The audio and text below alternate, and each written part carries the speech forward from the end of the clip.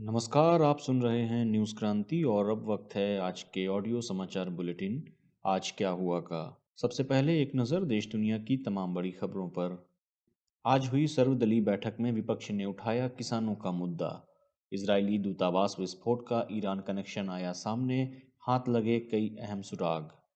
National Herald मामले में कांग्रेस नेता मोतीलाल वोरा के खिलाफ समाप्त हुई आपराधिक कार्रवाई। दिल्ली एनसीआर में न्यूनतम तापमान बढ़ा, घना कोहरा बरकरार। कुवैत में एक्स्ट्राजेनेका वैक्सीन के आपात इस्तेमाल को मिली मंजूरी। और अमेरिकी सैनिक ने मेक्सिको सीमा पर घुसपैठ की कोशिश कर रहे व्यक्ति को मारी गोली। अब समाचार विस्तार से। कहते हैं ओल्ड इज गोल्ड कहलाता है, इसलिए तो कानपुर आज भी दुलारी ज्वेलर्स ग्रुप पर अपना भरोसा जताता है। दुलारी ज्वेलर्स ग्रुप, कानपुर की pure old and trusted jewellery showroom. Visit की Dulari jewellers Kidwai Nagar and Dulari jewellers Lal Bangla. संसद में बजट 2021-22 पेश किए जाने से पहले सत्र के सुचारू संचालन के लिए सभी दलों से सहयोग लेने के लिए सरकार ने आज सर्वदलीय बैठक बुलाई, जिसमें कांग्रेस सहित विपक्ष के कई दलों के नेता शामिल हुए और जल्द से जल्द किसानों के मुद्दे को सुलझाने का सरकार से आग्रह किया।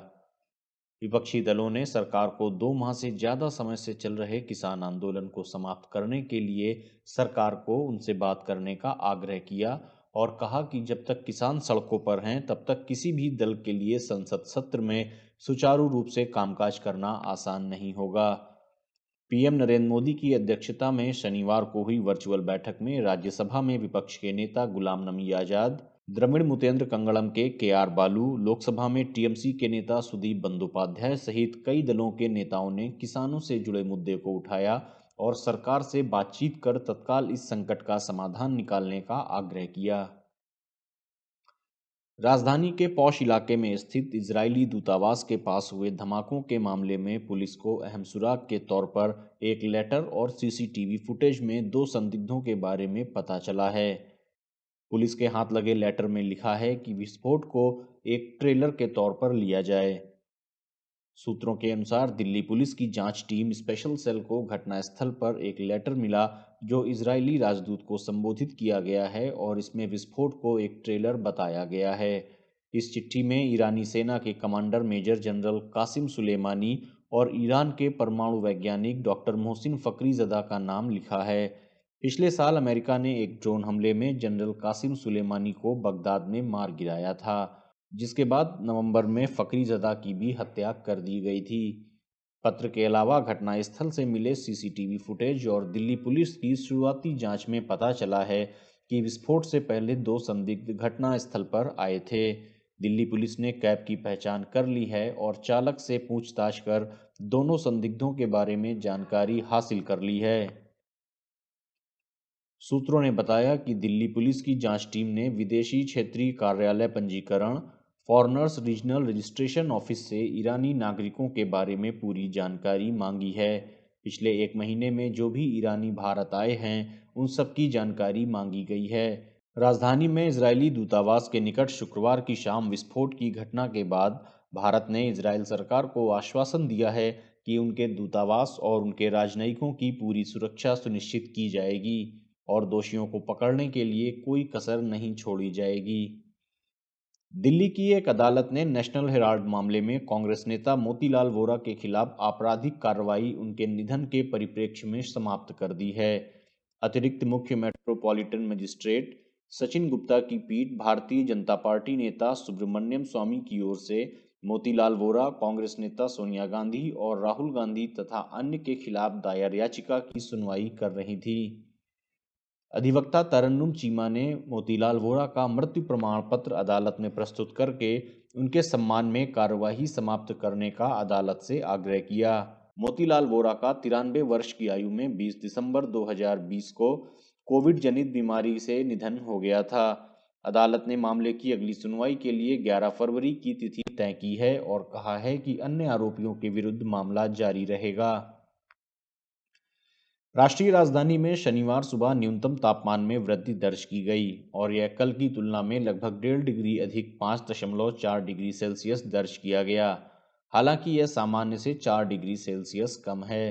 कोहरे के कारण दिल्ली और राष्ट्रीय राजधानी क्षेत्र में दृश्यता का स्तर घटकर 50 मीटर से कम रह गया है। उत्तर रेलवे के एक अधिकारी ने बताया कि कोहरे की वजह से कम 10 ट्रेनें निर्धारित समय से देरी से चल रही हैं। वायु गुणवत्ता एवं मौसम पूर्वानुमान एवं अनुसंधान प्रणाली के अनुसार राजधानी में समग्र वायु गुणवत्ता में थोड़ा सुधार हुआ है और यह बहुत खराब श्रेणी के निचले स्तर पर आ गई है। सतही हवाओं की गति तेज है और दिशा दक्षिण पूर्व की ओर है। अगले 24 घंटों तक तेज हवाएं चलने की संभावना है। बेहतर वायु संचार सूचकांक के कारण वायु गुणवत्ता सूचकांक में बहुत सुधार होने की संभावना है। इसके 1 और 2 फरवरी को मामूली रूप से बिगड़ने की आशंका है, लेकिन यह बहुत खराब श्रेणी तक ही रहेगा। कुवैत में एस्ट्राजेनेका कंपनी की ओर से बनाई गई कोरोना वायरस वैक्सीन के आपातकालीन उपयोग को मंजूरी दे दी गई है। कुवैत के स्वास्थ्य मंत्रालय के प्रवक्ता ने क्यूना समाचार एजेंसी को दिए एक बयान में कहा, तकनीकी समिति ने इस वैक्सीन पर दुनिया भर की विभिन्न रिपोर्टों और दस्तावेजों पर विचार किया है और क्षमता, गुणवत्ता और सुरक्षा के संदर्भ में इसके नैदानिक परीक्षणों के परिणामों ने उत्पादन के सभी चरणों में अंतर्राष्ट्रीय मानकों के अनुपालन की पुष्टि की है। स्वास्थ्य मंत्रालय यह टीका लगवाने वाले सभी लोगों की स्थिति का बारीकी से निरीक्षण करेगा। गौरतलब है कि इससे पहले 24 दिसंबर को फाइजर कंपनी द्वारा विकसित कोरोना वैक्सीन के इमरजेंसी इस्तेमाल को मंजूरी मिलने के बाद कुवैत में सामूहिक टीकाकरण अभियान शुरू हुआ था। अमेरिका की सीमा पर तैनात एक गश्ती एजेंट ने मेक्सिको के साथ लगती दक्षिण सीमा से अवैध रूप से घुसपैठ की कोशिश कर रहे एक व्यक्ति को गोली मार दी।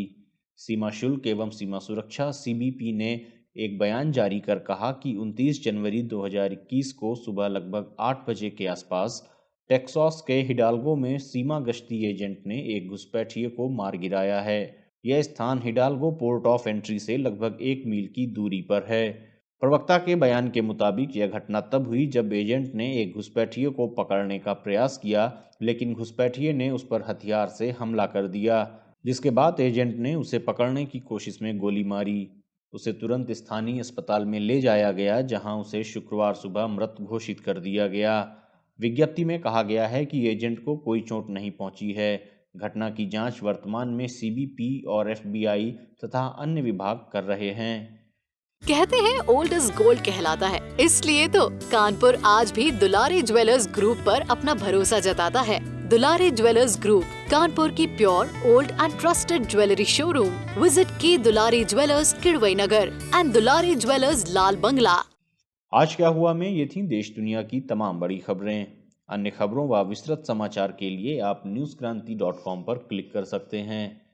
न्यूज़ क्रांति से आप अलग अलग social media handles Facebook, Twitter, YouTube और इंस्टाग्राम पर भी जुड़ सकते हैं। न्यूज़ क्रांति से जुड़े रहने के लिए धन्यवाद। शुभ रात्रि।